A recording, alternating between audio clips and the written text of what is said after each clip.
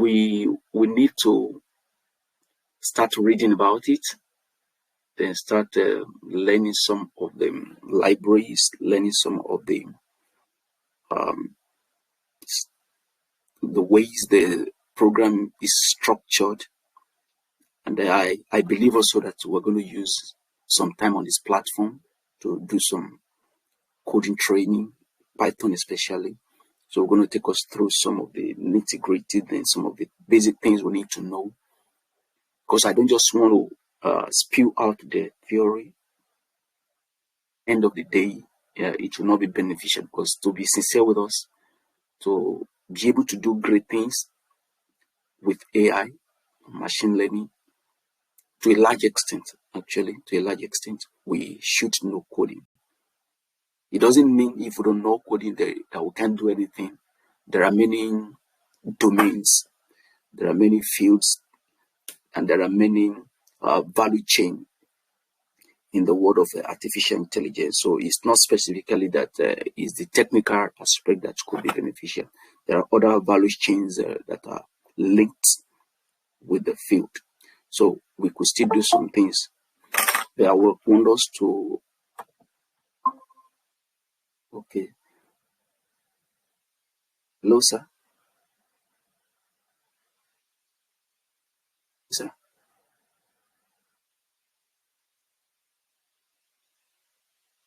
Hello. Get response. Can anyone hear me? Yes. Okay. So I'm trying to check up something also. I'm also connected on Google Meet. So someone just joined now. So I want to be sure the person could hear me. Hello, Mr. Abiodun, sir. Can you hear me, sir?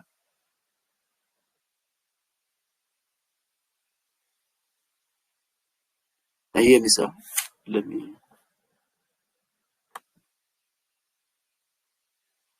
Yes, I'm sorry. Let me just be sure.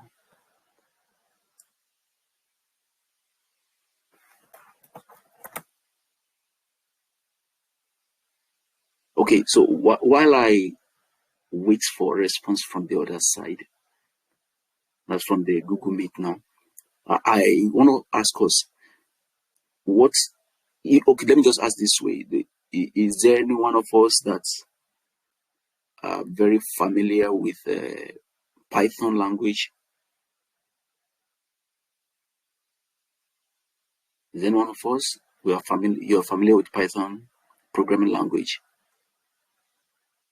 Or you've used it before in one way, or you've learned something about it before now? Is anyone?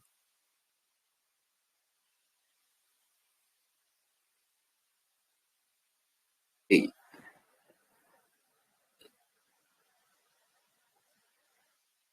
so if you are familiar, let me just know. So if you're not familiar, then I will take silence to mean that we're not familiar with it. Okay. So since we not talking on that, that means I want to believe that we are not familiar with it.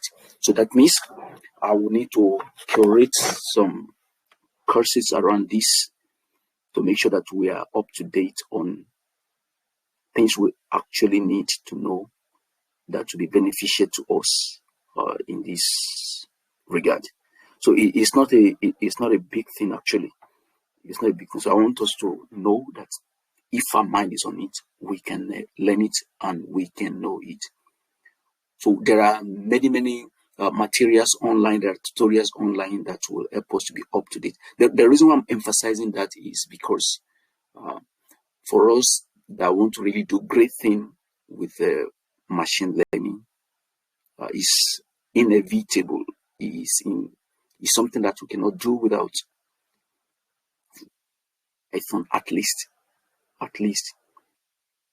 programming language. But Python is very friendly, user friendly, and beginner friendly. Actually, the way the syntax arranged is similar to English language. So I learned Python on my own. No one taught me actually.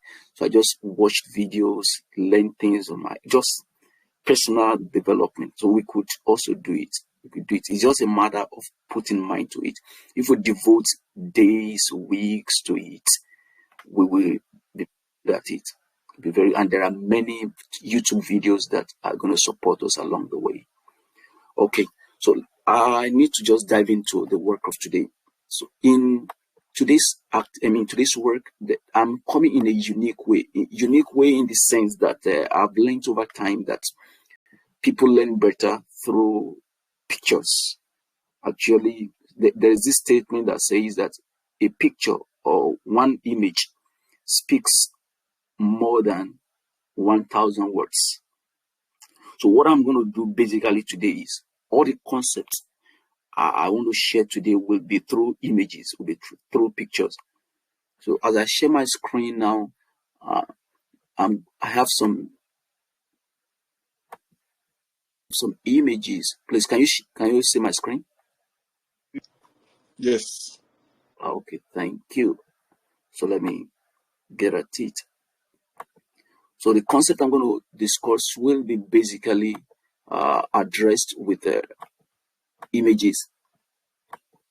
Now I want us to really get along with it. I'm not going to rush anything because this is not just to just cover ground or just spew out words, but I want to go from line to line, precept or precept, as we do say, so that we could actually get in and sink in this concept.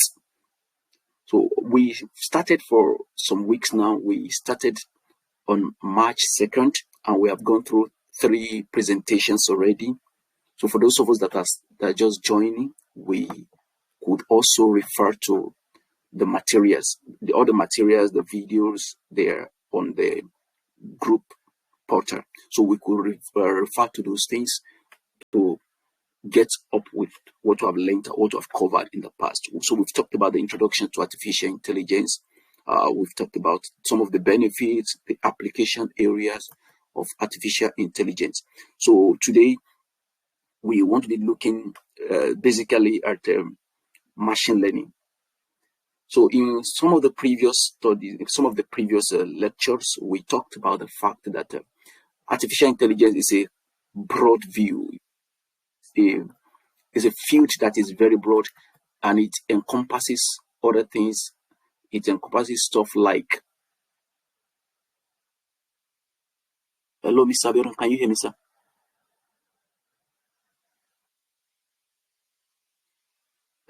So it encompasses machine learning, it encompasses computer vision, it encompasses language processing. So that is AI. AI is very broad. So machine learning is just a subset of AI. It's inside. So when we say something is a subset, that means it's inside another thing. Just like children are subset of their parent. That means children are inside of their parents. Then the grandchild is inside of the inside of the grandparents. So if I should say that. So for those of us with grandparents, it means that we were inside of our grandparents. So we're subset of subsets of our grandparents.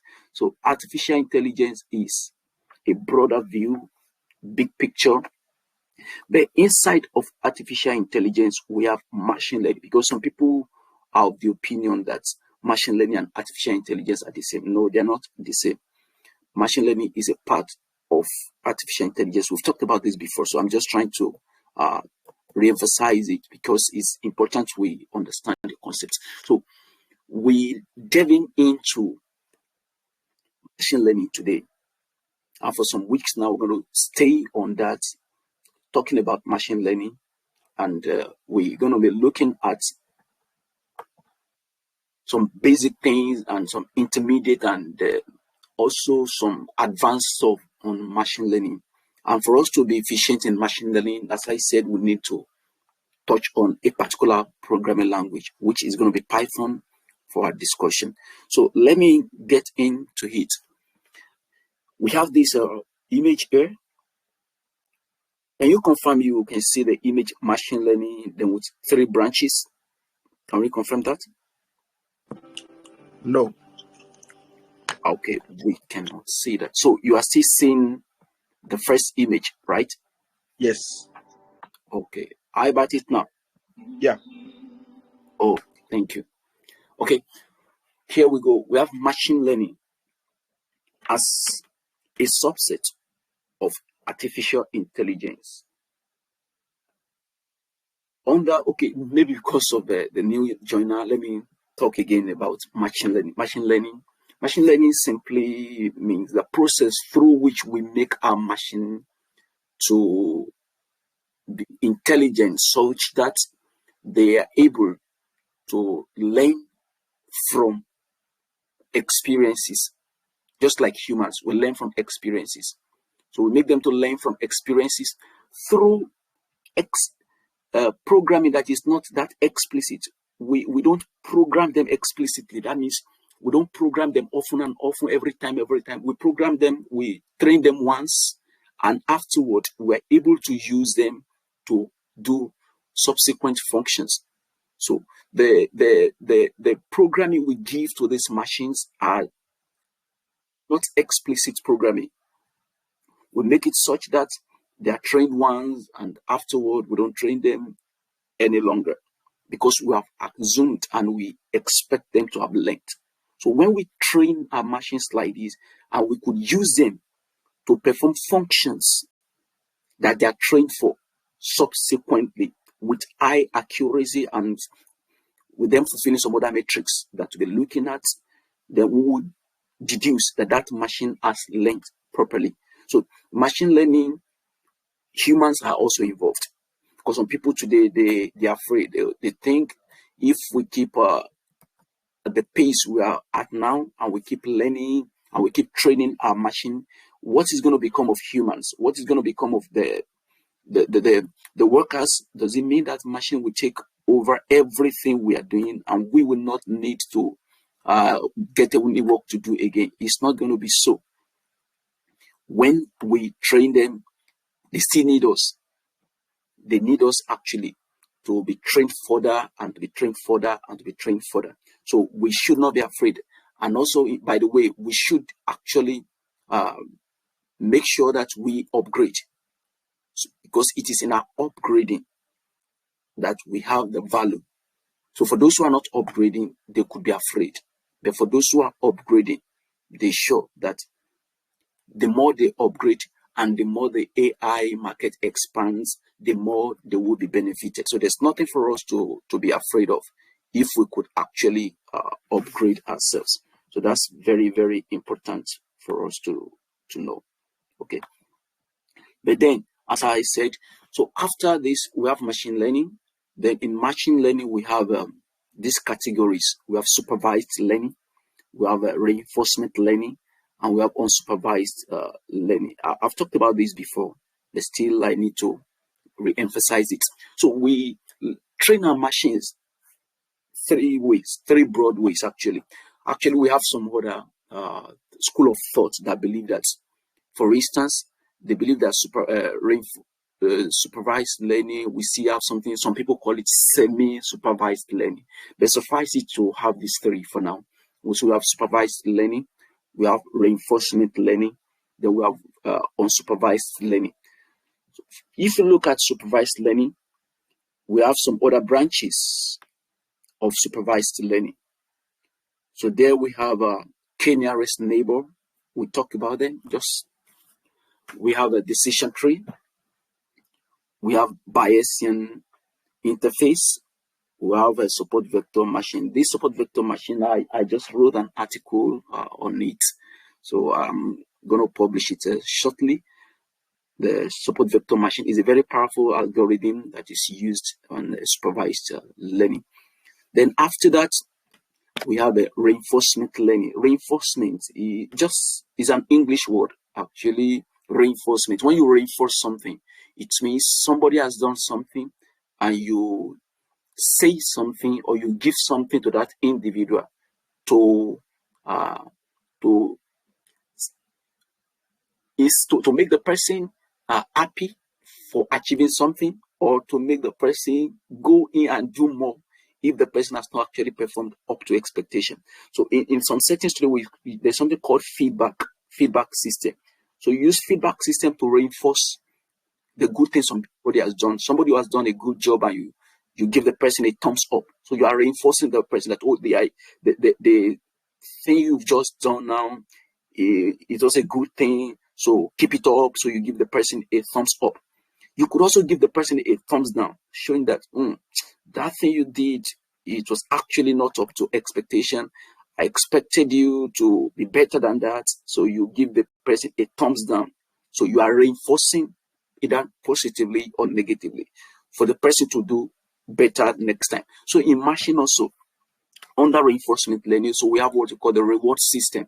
So the reward system is what we use to reinforce the performance of that particular algorithm to make it do better the next time. If it has won, to make it win more, or if it has lost, to make it learn from its losses and do better.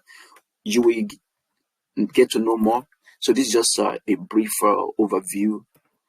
Okay, I want to share another image. Okay, sorry. Then we have the unsupervised learning. Under unsupervised learning, we have the principal component analysis. We have self-organizing maps. Then we have k-means clustering. Don't worry about those big words. You will get used to them as time goes on. So just see the way it is now. Let me share another image. So in this image,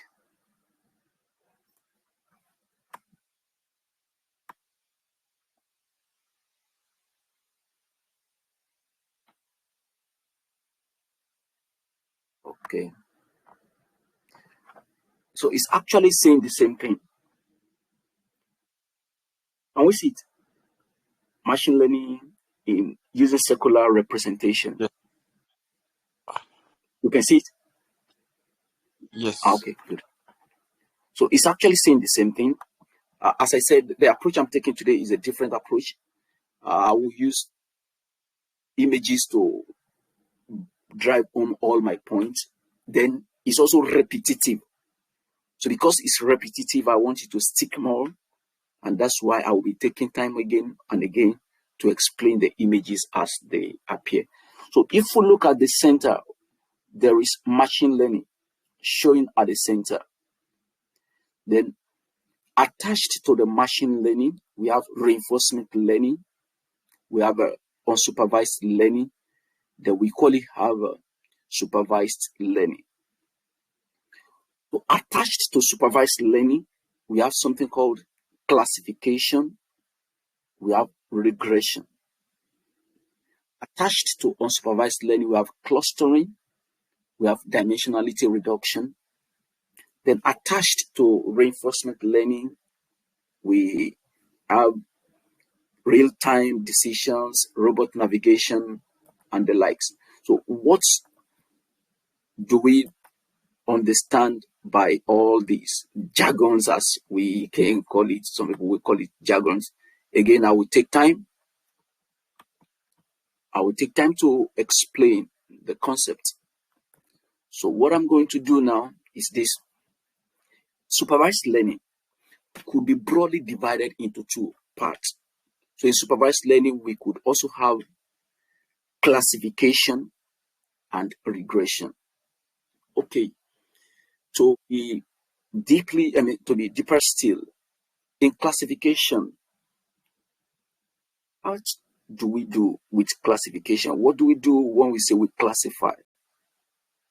So this algorithm helps us to separate something to groups or some data sets to groups. So with this algorithm, with this under supervised learning, we have an algorithm that could help us separate apple from orange. So when you have trained your algorithm with some data sets, it could tell you, without seeing an orange before, and you brought an orange to it, it will tell you this is an orange, this is an apple. So it will classify. So that's where the name comes from, classification. It will classify your data set into apple, orange, into animal, humans, into elephants, cats, dog, lion. Now, these examples I've given, can someone just tell me what is common to this my examples. Now listen again. There's a place I'm going to, there's a point I'm driving at. Listen again now. So the algorithm could classify and tell us this is an apple, this is an orange, this is a cat, this is a dog, this is a car, this is an aeroplane, this is a girl, this is a boy. What can you pick out from these examples I just gave now? Can someone just help us? What can you pick out? Living thing and non-living thing. Okay, living things and non-living things. Thank you, ma'am. Any other person? Can you pick something out from the examples I just gave? Living things and non-living things. That's an example. Who else can pick out something from the examples?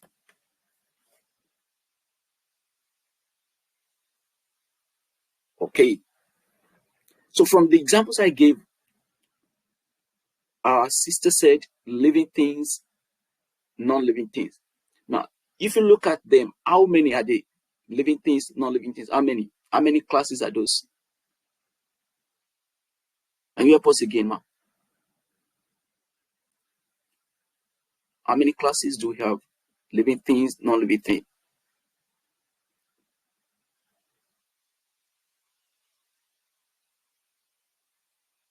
Okay, we just have two.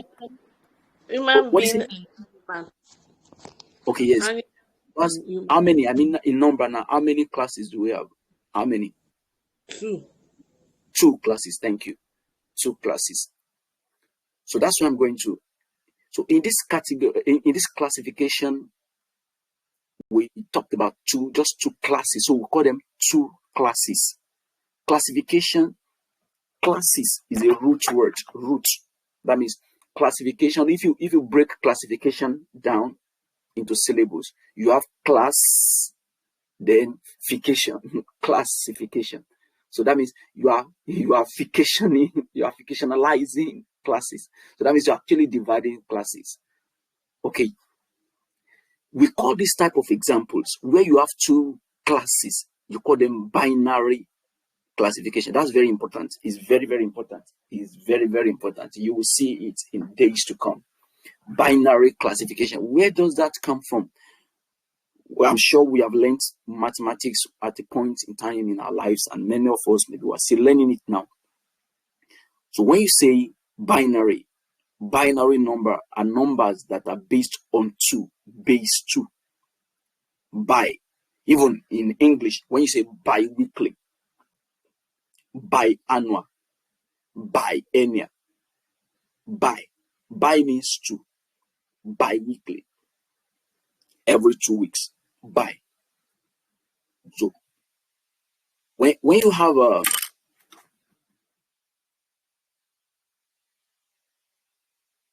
have a number, or when you have classes that are just two, you call those classes binary number, binary classifications.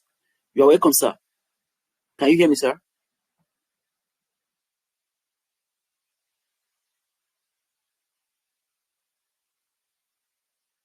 Hello, sir?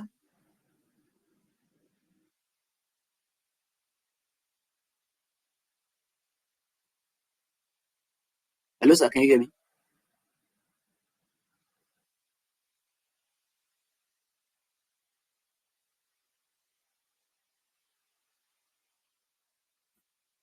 Okay. For those of us on the Google Meet, please, I just want to get feedback from us. I don't know if you could hear me. You could just unmute yourself and let me know if you could hear me.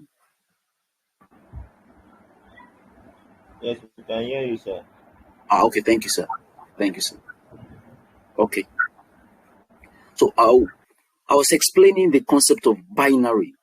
So we divide those things into two. So we say we have binary classification.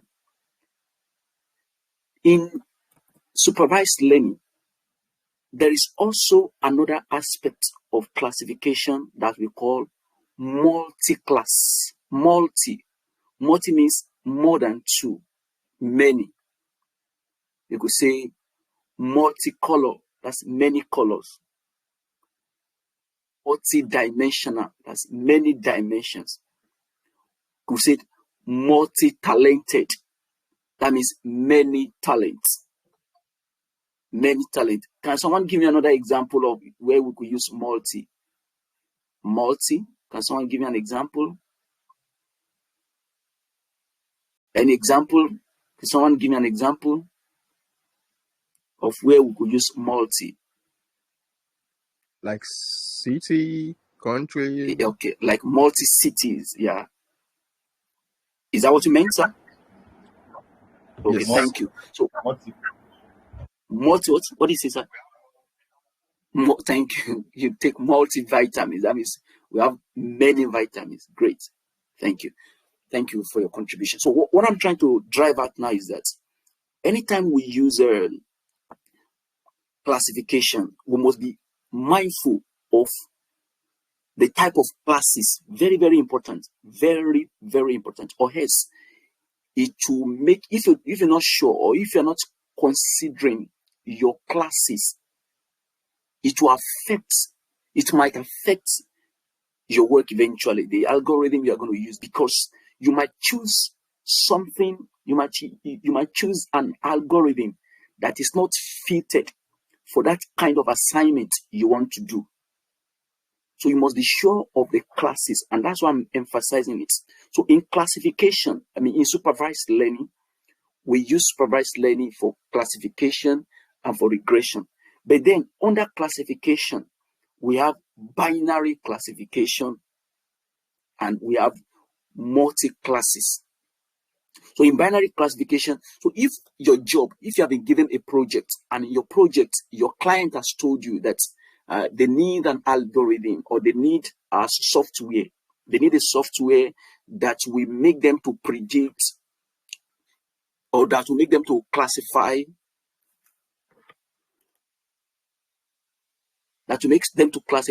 if we want to do this or we want to do this, just to make a decision between two stuff. Then you should know that what you are going to use is going to be it's going to be binary classification. But if it's going to be more than two, you have more than 2, 3, 4, then in thousands, then you need to know that the algorithm you are going to use in that situation will be an algorithm for multi-classes classification. So that's very important. That concept is very, very important. It cannot be overemphasized. So again, let me come back now. Where those of us that are just joining, you are welcome, sirs, you're welcome, ma'am, especially those who are on the Google Meet joining. So we've not really gone too far today, although we have covered some concepts. We have some links. We have a link that we could use to join the Telegram group, because there we have our videos posted and the presentations for the past 3 weeks. We started this 3 weeks ago, so you could join those the links so that you could have access to those materials. Also, we have the recorded videos also on the YouTube. But then for today's class, what we're looking at is machine learning, and we talked about the fact that machine learning is a subset of artificial intelligence. So artificial intelligence is a big word. If you're not familiar with some of the terms I'm using now, don't worry. They are not big things, actually. I want our mind to be sure that they are not big things. They are not things that we could not grasp. We could grab them. But because you might be hearing some of them for the first time or so, or they're just new to you, do not worry. You're going to get through with them. You're going to get along with them as we progress. This journey is a long journey, actually. The target is a long target. So I'm not going to rush anything. So just flow along. Question as we go by. So what I've discussed today majorly is that we are looking at machine learning, and in machine learning we have 3 types of learning.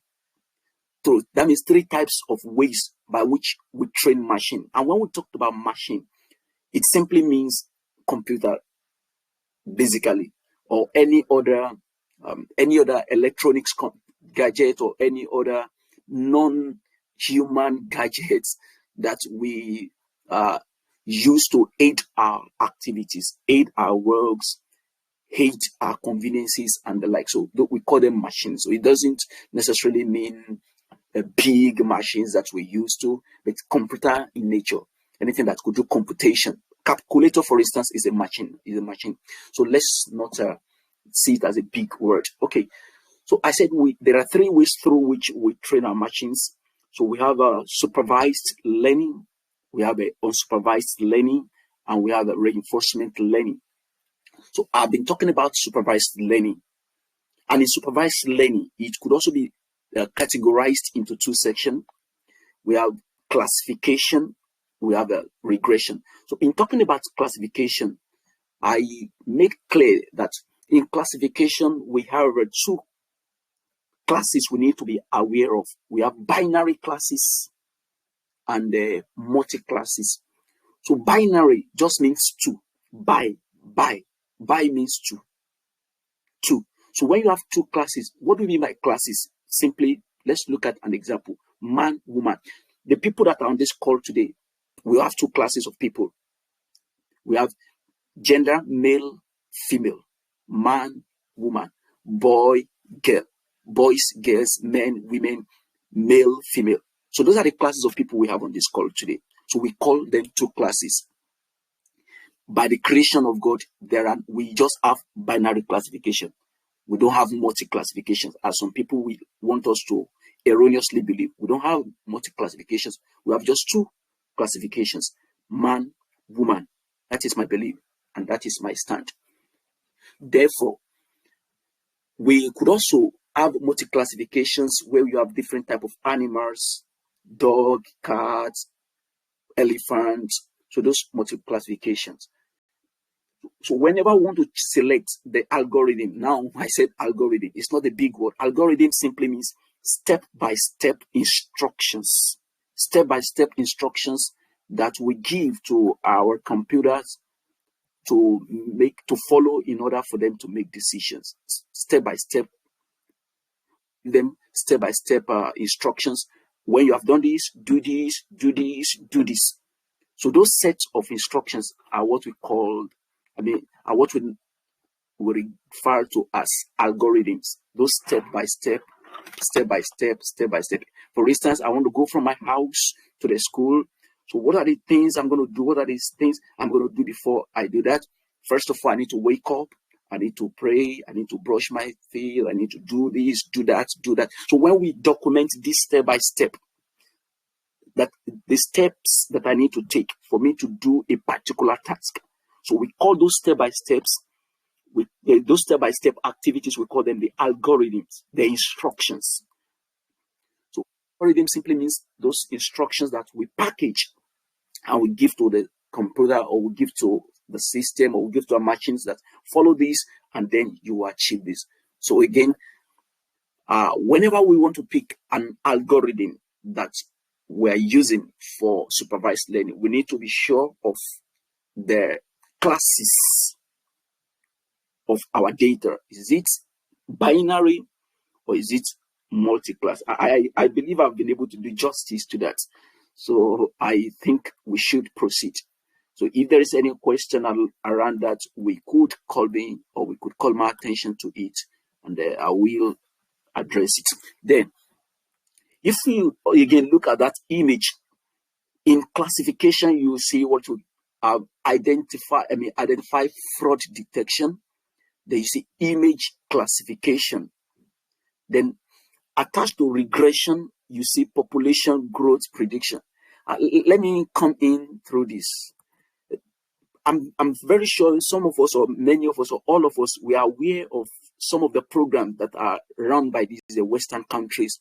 Canada, for instance, US, for instance. You know, there was a time in the United States of America, they were doing visa lottery. Then around 2013, they stopped bringing in Nigerians and some other countries because they said that their slots have been maximized. How do you think that these people know? For instance, some countries now, they know the number of their population 10 years from now, 50 years from now. they could project. Recently, the United Kingdom said that some people from some country, I think generally also, that they should not bring in their partners again to even to study, because they have estimated that with the rate, the birth rate is exploding. It will get to a time where their resources will not be able to match up with their population again. So how do you think they are making these decisions? They make these decisions based on machine learning algorithms. So they're able to predict their population growth. So in this kind of prediction, it's not the same as classification, even though it is still supervised learning. But this one, we call it regression. Regression in the sense that you are able to have a continuous output. You know, if something is a cat, it will always be a cat, right? Am I correct to say that if something is a cat, it will always be a cat? Is that correct? If something is a Yes. dog, it will always be a dog, right? Yes, If sir. something is a boy, don't believe what they say, it will always be a boy. And if someone is a girl, I mean, if someone is a girl, she will always be a girl. So once you make your prediction that this is a girl, bring any other image, it will always classify it as a girl. So in this way, you see, is a classification example. But then under supervised learning, there is another part, the regression part. This regression is a continuous output. For instance, if the population of a country this year is 10,000, I'm sure with high certainty, I could predict that next year it will not be 10,000. It's either it goes down or it goes up. It will go down if the death rate is higher than birth rate. So if the death rate is higher than birth rate, next year the population will no more be 10,000. It will go down. Or if the birth rate is higher than death rate, then next year it will be more than 10,000. So it's a continuous stuff. It's something that grows continually. It's an output that continues to increase, to improve, or decrease. For instance, those who buy stocks, how are they able to predict the stock market? So they discover that today the stock price for this particular product or for this particular company is $5. Then they will match up some stuff using algorithms. Then they could predict that tomorrow, based on the statistical analysis we've done, the price is going to be $7. So here you could see that the output is a continuous value, is a continuous output. So in that situation, you use regression algorithm. Now, why am I emphasizing this? It's important for us to know, because as I said before, I believe we are people that have been trained to solve problems, to bring solutions to problems. Then when I talk about problems, the mindset I don't have a restricted location, a state, a locality. I'm looking at people that will solve world problems. That's the mindset I'm having for this group. That will be people that will develop algorithms that will solve world problems, human problems, not just a few people's problems. Now, if your client comes to you and maybe a company give you a project. Now, I'm not going to say a company hire you, because I don't want a company to hire you. I want you to hire people, and I want you to have companies. So if a company give you a project or a contract, or a country or the United Nations give you a contract and they say, can you make a software that will do this job? So you need to be sure, you need to find out that this kind of problem I'm going to solve, is it a regression related problem, or is it a classification related problem? Am I going to classify something that is fixed, or am I going to predict something that is continuously changing? So now let me have to check up the temperature of the class. If I am told to undo a world project that will solve a problem on a situation that is not fixed. It will continuously change. What types of algorithm I'm going to use? Can someone help me to answer the question? My client has given me a problem or a project that will solve a problem around something that changes continually. It doesn't have a fixed value. It changes continually. What type of algorithm am I going to deploy to solve that project? I mean, to address that problem? Anyone? Either on the classic. Regression, Okay. supervised learning regression. Okay, I had classification, I had regression. Okay, just two people. Let me hear another person. Regression, I had classification. Any other input? Any other input? Okay, can we defend our answers now? Okay, the person that picked a classification, can you defend? Okay, that's from the Google Meet. Can you defend your answer, ma? Why? Okay. Oh, okay, good. So I understand now why you picked it. It was a random picking. Actually, random picking is also going to be part of what we're going to look at. Randomization. Okay, thank you. So thank you for that. So I'm happy that it was a random pick. Okay, Mr. Ola, can you help us? Why was regression picked? Well, for classification, it only has to do with classes like you've mentioned, maybe like in terms of groupings, like one or two, like one or two or many or stuff like that. But when it comes to the aspect of increasing or decreasing, then it has to be regression, as you've said with the example of the death rate and birth rate. So that one is increasing or decreasing. And since the project the client wants has to do with increasing, like has to do with increase, so that's why we go for regression under supervised learning. Thank you. Great answer. Thank you so much, sir. Now let me recap for the sake of those who just joined. Okay. Whenever we have a problem that has to do with classes, now when we say classes, you will remember now in our secondary school days, we say this one is in class 1, class 2, class 3, class 4. So let's use the example of our secondary school days to buttress this point. In secondary school days, we usually have 6 classes, JS1 to SS3. So you call that multi-class, many classes. So if we're given a job by the state government or by the federal government of a country to address that kind of issue that relates with the students in those classes, we're going to use classification to classify them. If the job has to do with classification, we use it to classify them. So classification. And that's we go also under classification, we use the algorithm that addresses multi-class, many classes. Okay. But if in our house, for instance, our children, in any family, we could only have a boy or a girl, boys or girls. So we want to develop an algorithm to know that is this a boy? Okay, for it. Okay, good.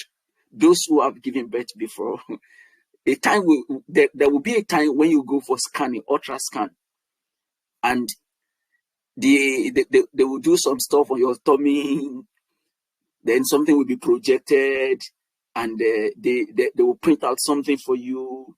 And even before the child is born, you could say, I have a boy, I have a girl. So there was a classification that was done with an algorithm that was able to predict 2 classes, a boy or a girl. So you call that type of classification binary. Bi means 2. binary classification. So you could use the algorithm you use for those kind of classification that has to do with classes, with values that are just fixed. So you call them classification algorithm, and it could be binary too, or it could be multi-class. Then I'll now say that under supervised learning again, you have another part called regression. So this regression algorithm, you only use it when you want to address a problem that deals with continuous values that are changing, values that are not fixed. For instance, the population in a particular country. For instance, the population in a particular area. For instance, the house rent. House rent also could be non-fixed. It's not going to be a fixed value. House rent changes depending on some factors. For instance, the inflation rate in a particular economy, the stock market price, the stock market value of a particular company. So these are what we address with a regression algorithm. So if you have not really understood it, don't worry. We're still going to get to a level where it will be understood. We still have many weeks to go. Okay, let me go to another slide. As I said earlier on, I'm going to use images basically to explain everything. So this particular image will help many of us that are just joining, and even those of us that have been in before, to clear some concepts. If you look at the advert for this program or for this class, we call it DINI. That means demystifying artificial intelligence. Can we see that image? That circular image that are subset of AI, machine learning, deep learning. Can we see it? Please, can we confirm? Yes. What can you see? Artificial intelligence, machine learning, deep learning, Okay, thank computational. you. So, what can you see, ma? Which image can you see? Which one is the same thing? Let me know. What do you mean by the same thing? Which one? Okay, good. So that's what I'm actually showing. Thank you. Okay. Now let's look at it again. Artificial intelligence is at the top. And it is a computer systems that are able to perform tasks normally requiring human intelligence. I've taken time to explain this over and over and over and over. Artificial. You have heard of artificial air before. You have heard of artificial food before. You have heard of artificial thing. Artificial means something that is not real. Now, it is from that word, A-R-T, art, A-R-T. That means something that is made up, that is formed. It is not natural. It is artificial. So when you transfer the intelligence of humans, that is natural intelligence. Human beings have natural intelligence. When you transfer their natural intelligence to computer, you call it artificial. It is not a real thing. It is not the real knowledge. But scientists study the brain of humans. They come up with how their brains are wired, how they are formed, and they're able to train computers to think like humans. And when they form some machines that are able to think like humans, so we'll say we have developed an artificial intelligence. Now, under artificial intelligence, we have machine learning. To drive home this point, in your mind, picture a particular school. Someone give me the name of a secondary school that you know of. I want to use it to explain this concept. Just pick the name of any secondary school.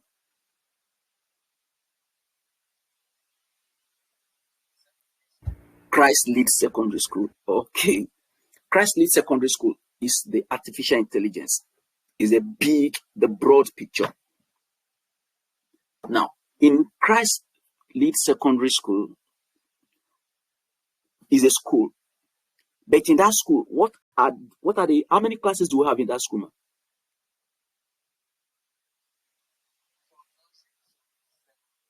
Okay, so let's pick the secondary section. Okay, for instance, nursery, good example. Nursery to secondary. So that means we have nursery, we have primary, then we have secondary, right? Okay. Therefore, Christ-led secondary school is a broader umbrella. Now, you now be asking yourself, this Christ-led secondary school is a product. So if you advertise it to someone, there is high chances that the person might not be interested in the building. He will be interested in either the nursery school, if it's just someone that had little children, or the secondary school, if it's somebody that had children that are teenagers. So you'll be asking specifically, now Christ-led secondary school is solving a problem. But which part of that school is solving the problem for my children of age 5 to 10? I'm very sure Christ-led secondary school will not give me the secondary school. It will be, Christ-led school, it will be the primary school that will address the problem of my children around age 3 to 7, maybe. Okay, now let's come back to this word. So when you talk about artificial intelligence, you need to ask yourself, what problem is it going to solve? Inside artificial intelligence, there is machine learning. So that machine learning is like the secondary school, or let's say the primary school, maybe. Do we understand? When we say primary school, inside the primary school, we have primary 1, primary 2, primary 3.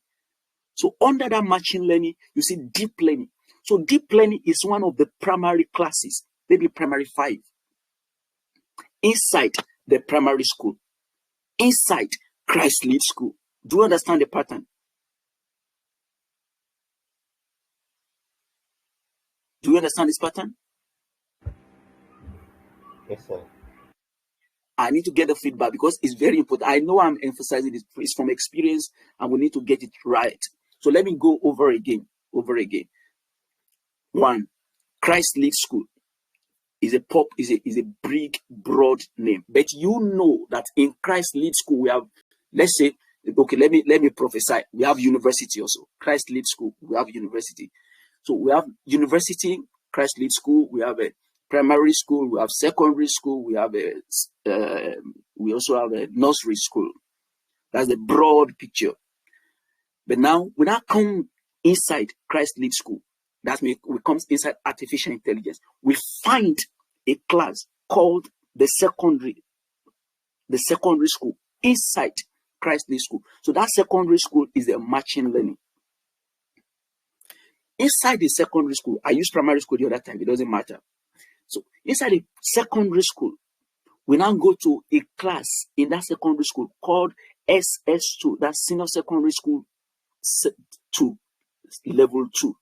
So that is the deep learning. Then inside the SS2 classes, an SS2 class, we now go to SS2A, SS2B, SS2C, or whatever SS2. That is convolutional neural networks.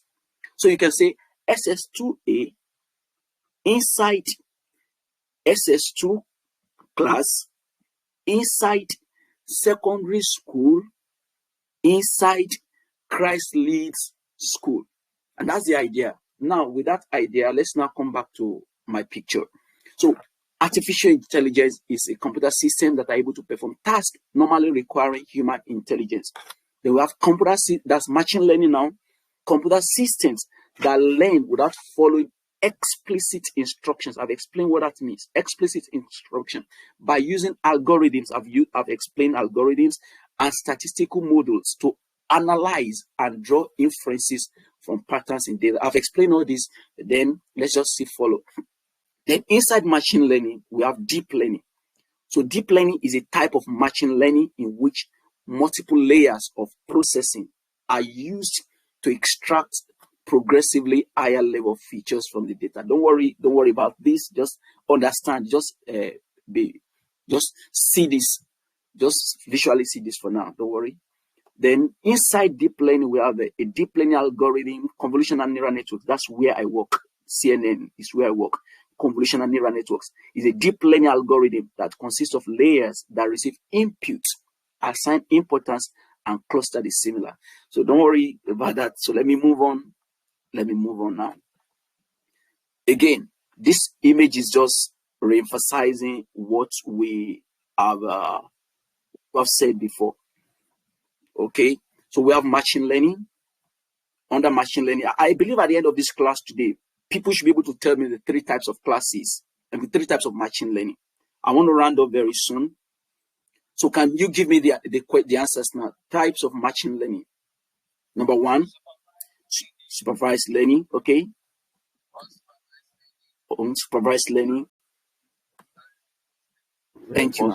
So in supervised learning is task driven. So we need to know also this one is a task driven learning. Unsupervised learning is a data driven learning. Then reinforcement learning is learning from errors. We still take them one after the other. So supervised learning is task driven. You have a task. Can you see? Is tasking is classified a male, a female. Then unsupervised learning is a data driven. It gets in data and it makes sense out of data. For instance, your YouTube, the YouTube algorithm get data from you. It checks you and see what are the things this woman watches every time. Then based on that, the algorithm will now tell you, woman or madam, you could also watch this. You could also watch this. So it will be suggesting to you because it has learned from your data. So it's a data-driven algorithm. If you are the type that reads some particular news, you discover after some time, some news will be suggested to you, and you'll be surprised that you would like them. Because some data have been got and they have analyzed some data from your hand without you telling the algorithm. It will analyze some data from you and to now suggest to you what else you could learn. Then we have reinforcement learning. This one learn from errors. They use this one in game playing, in chess playing, and the rest. Okay. So I'm going to another slide, and this slide I'm going to again is still talking about this. I want it to really get into us. Okay. So we have machine learning. Then under it, we have supervised learning. We have unsupervised learning. We have reinforcement learning. So let's look at the supervised learning. So in supervised learning, we have classification. I think we have talked about this. We have regression. So this regression is also estimation. I talked about you predicting what will be the value of the shares, what will be the value of the stock, what is the population growth, how many people are we going to have in this country 10 years from now? How many people are we going to have in this school 10 years from now? So we're able to estimate, we're able to predict. So we use it to make prediction. For instance, if you give me some data about your family, you give me how often you eat, you give me how many are in your family, I could predict to you that based on this analysis I've done, that in 5 years' time, this is how much you'll be spending on your feeding. So I could estimate it and predict for you based on data I've got from you. So I could estimate. Then under that classification, we have neural networks, we have support vector machines, and the likes. Okay. Again, I'm just using different images to drive home this point. It's based on research. Research has shown that people learn better through images. And not only that, people learn better through emphasis. So I'm using the two methods consecutively. I'm using them simultaneously. I'm using the method of image so that I could speak 1,000 words to you with just one image. And also I'm using different images to drive home the same concept so you could be at home with it. Okay, let's learn this one together. Can you see this inverted triangle? Can you see it? Can you see the inverted triangle? Am I still with my people? Yes, we can. Okay, so we can see the inverted triangle. Thank you. Then in this, sorry, hold on. In the inverted triangle, so we have machine learning at the center. Then we have the one arm of the triangle. We have the supervised learning, and you can see where supervised learning is linked with. So let's focus on that for today now, for this part of the lecture. Let's focus on the supervised learning. So we have classification, like I said. Then in classification, we have fraud detection. So with this, fraud could be detected. You could credit card fraud, banking data fraud, and the like. So we use it classification for fraud detection. You could say, oh, this is a fraud, this is not a fraud. When you see the way some networks are behaving, you could say this is a fraud, this is not a fraud. Then diagnostics. I talked about classifying. You are carrying the pregnancy of a male or you are carrying the pregnancy of a female. So you use in diagnostics, also in diagnosing sicknesses. This person is LD. This person is not LD. Oh, this is a cancer. This is not a cancer. Oh, this is pregnancy. This is not pregnancy. This is this. This is not this. This is heart disease. This is not heart disease. This is diabetes. This is not that. So all kind of diagnostics activities. Then image classification. You could classify the image. This is a cat. This is not a cat. This is a cat. This is a dog. Then in regression, process optimization, predictions, forecast. You could forecast. Tomorrow there's going to be rainfall. How do we arrive at that? They use regression analysis. There's going to be volcano. There is going to be tsunami. In 10 years' time, there's going to be rainfall that will be mighty. This is used by the meteorology department of many countries to make predictions. The rainfall this year will be very heavy. The heat this year will be very intense, making forecasts. Then new insights. So that is about the supervised learning. So for today, as I round off for today, let me go to something else. Okay. So this is just emphasis. Okay, let me talk about this image and then we might we'll round up in the next few minutes. Look at this image now. What is supervised learning? See that image. We have input data. So please take note of those terms I'm going to be using now. The input data. So we have 3 apples inside that there. We call that data set. Data set. Input data. Then the next thing we have there is what? We call it annotation. That annotation is also known as label. Label. We label it and say, this is this.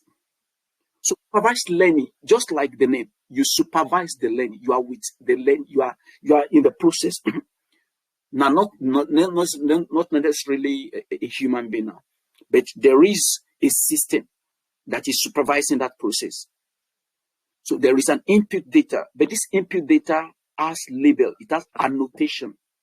And for this particular example, the annotation or the label, that's very important. Label.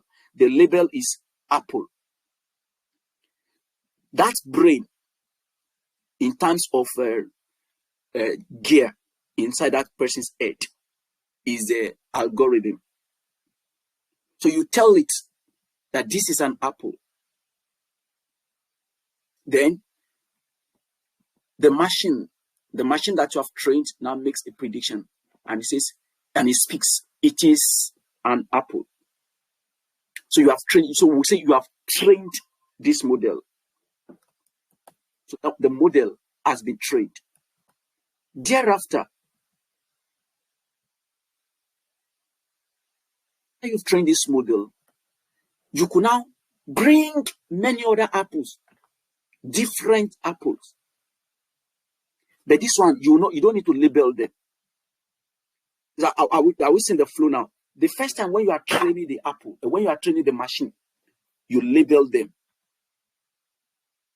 And you use it to train the machine that this is how an apple looks like. So after you show that this machine has been trained and it has told you, you have tested it. So you now go and gather many other input data. That is the second leg. In this second leg, you have a mixture of apple and banana. So based on the training, you have given this head with gear, the model, the one we call model. It will now tell you and classify that, oh, based on the data you have given to me and the training I have received, I can separate this data set into apple and the other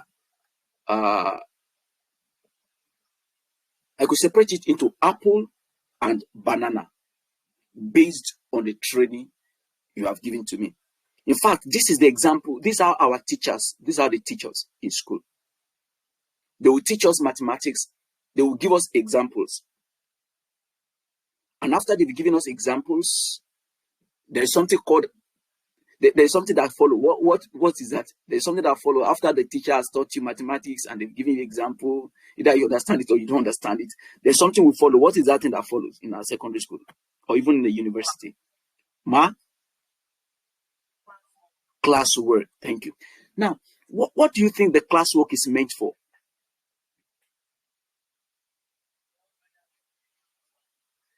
Thank you. That's the same thing that happens in supervised learning. In supervised learning, our teacher uses data set. What are the data sets he uses? He brings some works from our textbooks and he uses it to train us on the chalkboard. After he has given us examples, he will now give us classwork. So that classwork is the test data. Now I'm explaining data set now. So in data sets, so you will notice now I've used two things. I've used training. The training the teacher gave us was when he stood in the class and on his own he was teaching us. He was saying this is how to do it, this is how to do it. You had 1 + 1, you get 2. You add 2 + 2, you get 3. That is a training data set.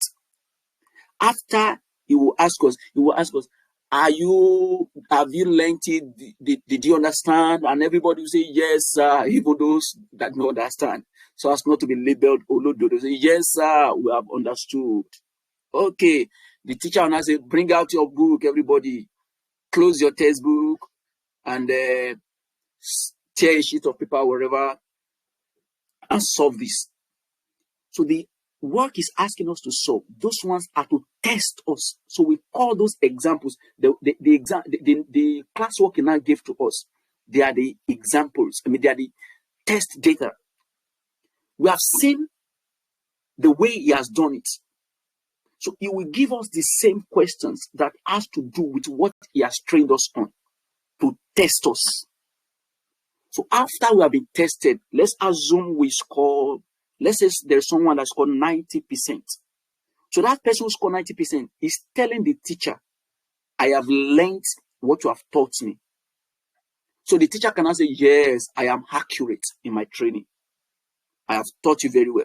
So the teacher could not say, oh, there is going to be there's going to be a quiz competition coming up at the federal level next month. You will represent us because you have been trained, you have been tested. Now we can deploy you to check how you will perform outside. So when that happens, that means after we have trained our algorithm, you have trained our machine learning, and you have trained it through many examples, then you will now give some other tests to it. So once that machine, once it performs and it scores 95%, so we call that accuracy. If it accurately classify the examples, just like the student that scored over 90%.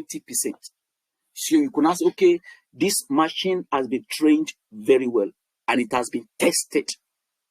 So now let's deploy it to unseen data. Now, unseen data means the things he has not seen before, what it has not known before, what you have not trained it on before. So you now bring some other data from somewhere else. And I say, okay, machine, you've told us you've known this thing. Now, tell me, classify this one. Is it apple? Is it orange? So if at that point in time, your machine now misbehave, instead of scoring 90% now, is scoring 40%, you know there is something wrong. So those things that are wrong, there are many things that we need to address in machine learning. So there's something called overfitting. Overfitting is when your machine performs very well with the test data and the right, but when you now subject it to something else, it does not perform very well. So there is difference in real performance. So there's a way to address that. We get there later on. But the point I'm trying to emphasize, I'm trying to explain the whole loop in this supervised learning. So as I round off now, let me have a recap again. So let me use the class mathematics class again to explain this concept. Supervised learning. The teacher comes to the class and he says, today we are going to look at multiplication. That is the topic, multiplication.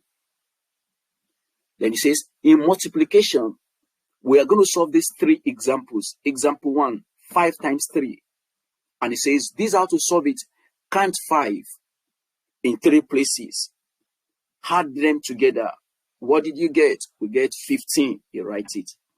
Then he went on again. He picked number 2, 4 times 2. How do we solve it? He explained it to us. And he said, 4 times 2, you count 4 2 times.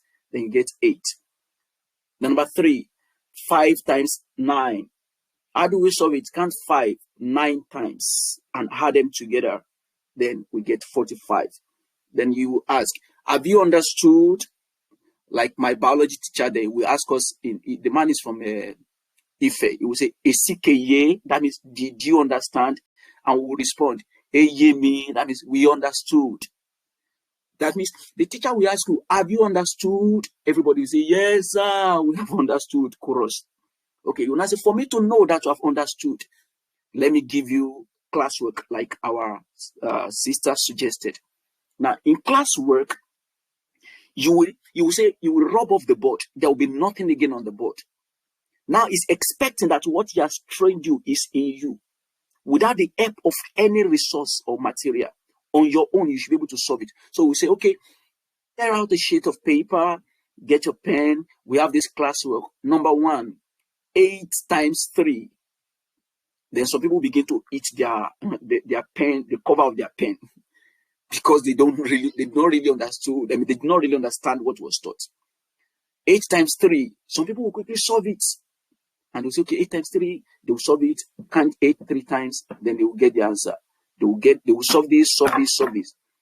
At the end of the day, the teacher will mark and he will discover that this particular boy has scored 95%. So he will now assume that this boy has been trained, he has been tested. Now, he could now use that boy as an example to represent the school in a particular competition. And he believes that the boy will perform very well. The same thing with our algorithm model, with our supervised learning. So now we have some data sets, many apple, with many information here and there. So we feed them into our data. So we call them the input data. What we bring inside the machine is the input data. Then we said that this data must be labeled. They must have name. That labeling is, we are telling the machine, this is how apple looks like.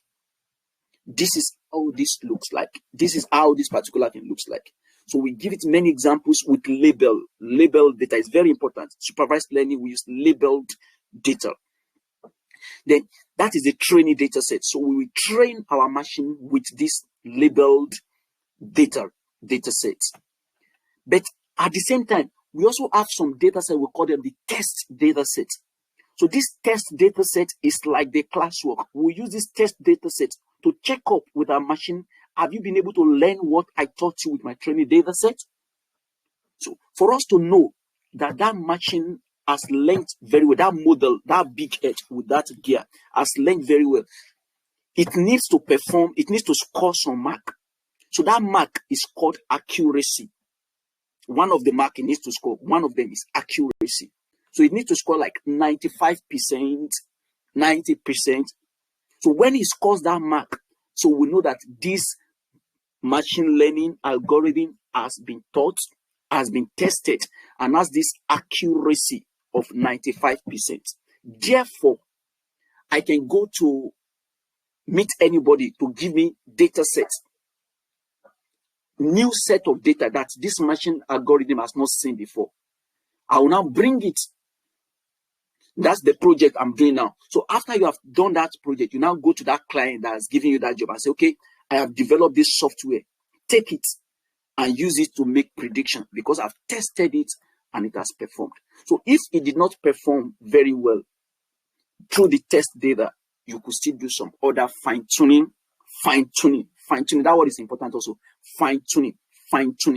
You fine-tune it to make sure it performs effectively. I'm going to round off here today. I believe we learned one or two things. I want to give the class the opportunity to ask questions now. So if there is any question based on all these things we have looked at, so we could go ahead and ask as we call it off today.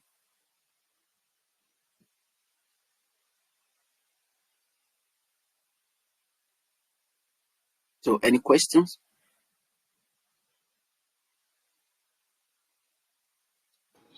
No questions, but thanks for the class. It was really an awesome one.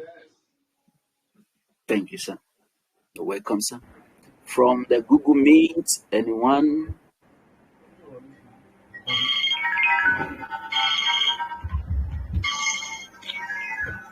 Okay, in the absence. For the Okay, class, is it, I personally have a question, sir. okay. We really appreciate the class and all we have learned. Like it's eye opening. So I wanted to confirm that all these artificial intelligence we're having these days, particularly the ones we are having, the ChatGPT, Okay, because while we started the class, you mentioned that we need to understand how to use some programming language, particularly Python. So I wanted to okay, ask that when we talk about artificial intelligence, the programming language that we often use, like to deploy them, is it that Python is one of the best, or it is just that particular programming language that we use? Though I have a little idea of Python, so but I wanted to just confirm that is it Python that we basically use to program those machines? When we talk about okay. AI, talk about any kind of programming language, and when it title AI. So we have tons of programming languages actually. Just like you have many tools to be used to do a particular job. You understand? But one of the most user-friendly and the one very easy to learn and the one that has biggest community support today is Python. So Python has what we call many libraries. So these libraries help a lot. And there are some other modules that are used to deploy these high power uh, models like ChatGPT. So for them to work efficiently, they need to work in some environment. So Python provides that kind of environment. So Python is multi-library supporting. That means you could use it permits many things. You understand? It permits me. Let me use that word. It gives room for many innovations. There are many people on GitHub, for instance. There are many people there that work around Python that have. So there are a lot of improvements going. So it's not that you cannot use other things or other languages for it, but for beginners. So Python is usually recommended because it's very easy to learn. You could learn it on your own. If you want to learn C programming language on your own, if you're not passionate and if you're not if you don't have that strong desire, you'll be discouraged by the time you even see the first time the syntax.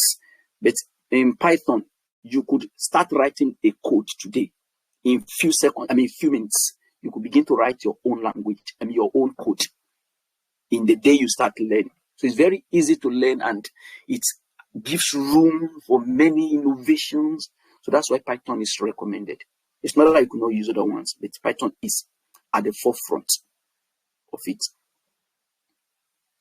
Is that okay, sir? Yes, sir. Yes, sir. I got it. Okay, thank you. So on that note, we're going to be calling this class close. We're going to be bringing it to a close. I want to appreciate everyone who has joined. So any feedback you have, you could share it on the group or you could get across to me also.